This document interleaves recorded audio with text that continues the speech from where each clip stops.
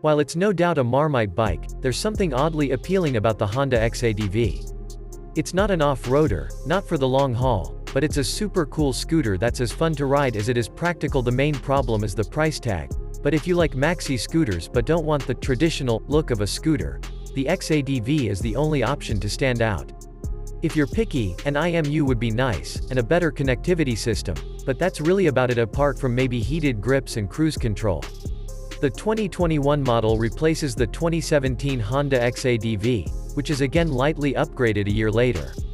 Honda announced a model update in late 2020 with the NC750X. Beneath the bodywork of the 2021 Honda X ADV lurks a new chassis that helps shave 1 kilogram off the wet weight of the bike while also increasing a bit of under-seat storage. The geometry hasn't changed and neither has the wheelbase, so it grips like an old bike, and the total savings of 3 kilograms over the previous version are negligible.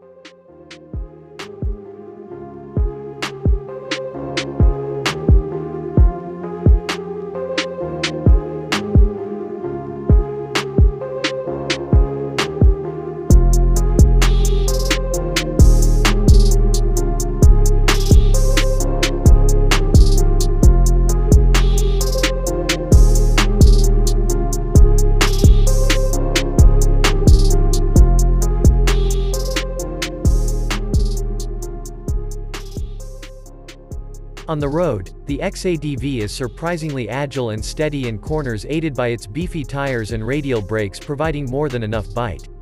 Off-road, well, don't let looks deceive, it's just not his forte at 820mm seat height. It doesn't stretch as much against the floor, but the seats for the new 2021 models are slimmer to help cut that down a bit.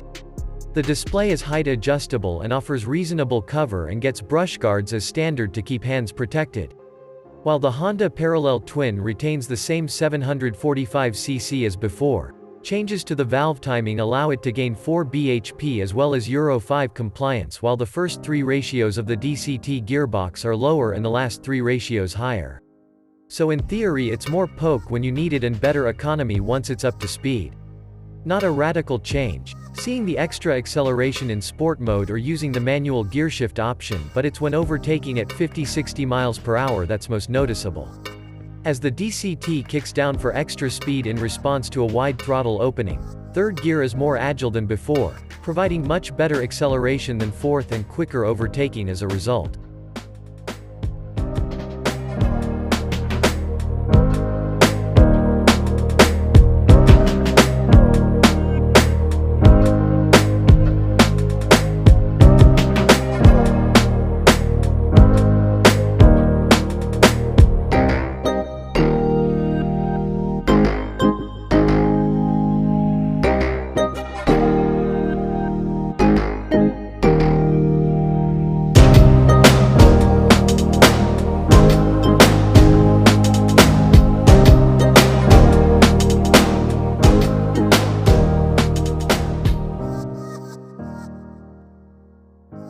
Is at the expense of economy. Honda claims the X ADV can record 78 mpg and travel 227 miles from its 13.2-liter tank, and during the MCN trials on mixed roads we saw an average of 68 mpg, so that bodes well.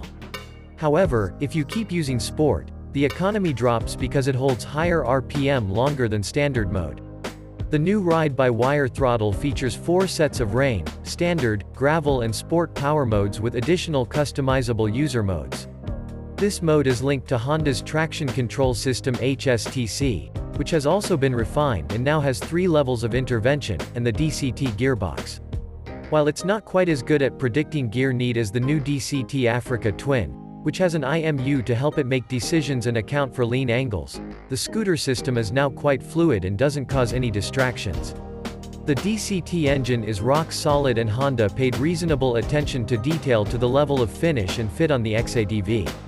Would expect this on a bike that costs more than and is backed up by MCN owner reviews on previous generation bikes, which were awarded a mix of 4 and 5 stars for reliability. Honda has a fine reputation for building tough, reliable bikes, and this model is no different.